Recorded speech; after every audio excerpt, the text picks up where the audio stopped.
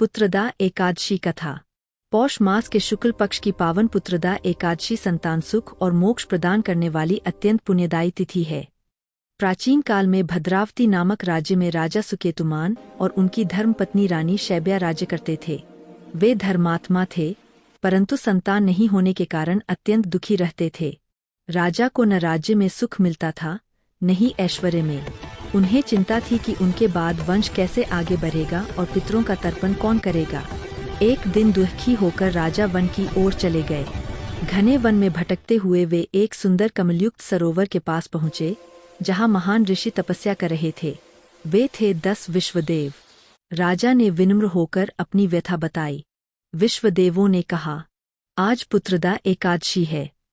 यदि आप इस दिन भगवान श्री नारायण का विधिपूर्वक व्रत रखें तो आपको निश्चित रूप से उत्तम पुत्र की प्राप्ति होगी। राजा ने श्रद्धा और नियम पूर्वक पुत्रदा एकादशी का व्रत किया।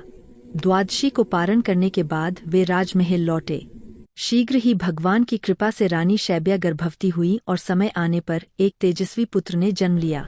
राजा का दुख समाप्त हुआ और राज्य में आनंद छा गया। इस कथा से हमें यह शिक्षा मिलती है कि सच्ची श्रद्धा से किया गया व्रत कभी निष्फल नहीं जाता। जो भक्त पुत्रदा एकादशी का व्रत करता है, उसे संतान सुख, पुण्य और अंत में मोक्ष की प्राप्ति होती। जय श्री हरि विष्णु।